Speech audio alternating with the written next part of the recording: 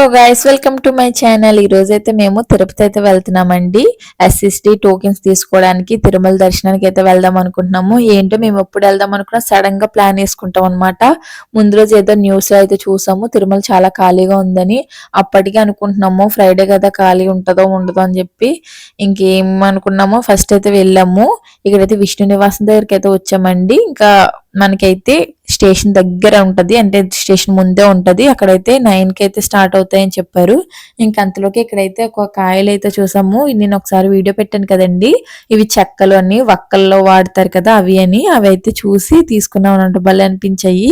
మా పాప అవి తినే అనుకుని తీసేసుకుండేది, కానీ అవి అయితే తినకూడదు. అవి ఎండాక చెక్కలు అయితే తీసి అమ్ముకుంటారనమాట.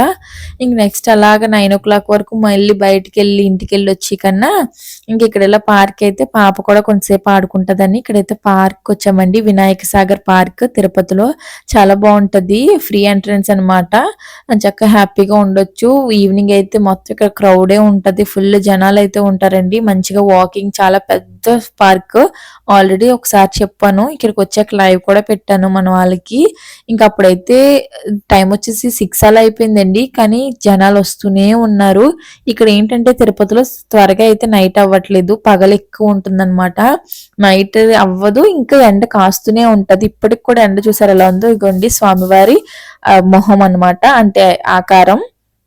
ఇంకా ఆకలేస్తుంది, ఈవినింగ్ అయిపోతుంది కదా, ఇంకేమైనా తీసుకొస్తానని మా హస్బెండ్ అయితే మమ్మల్ని అక్కడ పెట్టేసి వెళ్ళారండి పిజ్జా హట్ కి. అక్కడైతే తీసుకొని వచ్చారనమాట. నేను లైవ్ లో చూపిస్తున్నాను మీకు పిజ్జాలు అవిని.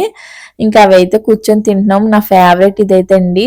ఇంకా తర్వాత అయితే అక్కడికైతే వెళ్ళామండి. మళ్ళీ అక్కడైతే చాలా లైన్ అయితే ఉంది. ఇంకా లైన్ ఉంది కదా అని చెప్పి ఇంకా ఫుడ్ అయితే తినేద్దాంలే, ఇంక ఇంటికి వెళ్ళి ఏం తింటాం. మా హస్బెండ్ వచ్చి నాకైతే ఆకలి లేదు, బట్ తప్పదు కదా అని పాపకి కొంచెం అలా తినేసి అయితే మళ్ళీ వెళ్ళాము. మేము చేసిన ఫస్ట్ రాంగ్ ఏంటంటే విష్ణు నివాసం దగ్గర అయితే తీసేసుకోవాల్సింది స్టేషన్ ముందే. అక్కడ క్రౌడ్ ఎక్కువ ఉంది కదా అని చెప్పేసి మళ్ళీ శ్రీనివాసం దగ్గరికి అయితే వెళ్ళాము. అక్కడ నుంచి అక్కడ అలా 2 times వేరే వేరే దగ్గర తిరిగాం. బట్ ఇక్కడే ఎక్కువ క్రౌడ్ ఉందండి, అక్కడే తక్కువ ఉంది. బట్ క్రౌడ్ ఉండడమే మంచిదిలేండి. నెక్స్ట్ డే మేము మూవీ ఉంది, మూవీ తర్వాత ఇది ఇక్కడికైతే వెళ్ళాలి. సర్లే అని చెప్పి అనుకున్నాం. ఇక్కడ మాకైతే లైన్ లో 2 hours 3 hours పట్టేసింది టికెట్స్ కి. ఎక్కడ పడితే అక్కడ ఆగిపోయేది. ఇంకా 7 నుంచి లైన్ అయితే కంటిన్యూ చేసేసేవారంట. మేము 7 కి వెళ్ళాము, అయినా ఫుల్ అయితే ఉన్నారు. అప్పుడు మాకు అప్పుడే అర్థమైపోయింది రేపు జర్నీ అయితే ఎలా ఉంటుందో దర్శనానికి దేవుడికి అని. చాలా రష్ గా ఉంది ఇక్కడే అని. మీలో ఎవరైనా ఎస్ఎస్డి టోకెన్స్ తీసుకోవాలంటే మంచి టైం అయితే ట్యూస్డే, థర్స్డే, వెడ్నెస్డే అయితే మంచి టైం అండి. అప్పుడైతే ఖాళీగా ఉంటది అంటారు. ఇంకా ఫ్రైడే, సాటర్డే తెలిసిందేగా. ఇంకా సండే కూడా వీకెండ్స్ టైం అయితే చాలా రష్ ఉంటది. దీనికైతే ఆధార్ కార్డ్ అయితే ఉండాలండి. జెరాక్స్ ఉన్నా పర్లేదు, నా ఆధార్ కార్డ్ లేదు, జెరాక్స్ అయితే పట్టుకెళ్ళాను. ఇంకైతే మాకైతే టోకెన్స్ అయితే వచ్చేసాయి. టుమారో అయితే 3 o'clock అయితే వచ్చాయన్నమాట. ఇంత 10 అయింది టైం, అదే చూపిస్తున్నాను. 10 o'clock అయిందరా బాబు. మాకు 3 o'clock వస్తే మేమైతే ఇంటి దగ్గర అయితే 4:30కి అలా బయలుదేరామండి. ఎందుకంటే ఆ రోజు అంత ఎండగా ఉంది, పైన కూడా చాలా ఎండ ఉంది. కానీ మాకైతే దర్శనం ఎప్పుడైందో తెలుసా, 10కి అయితే అయ్యింది. చాలా టైం పట్టేసింది, కానీ స్వామివారి దర్శనం అయితే చాలా బాగా జరిగింది.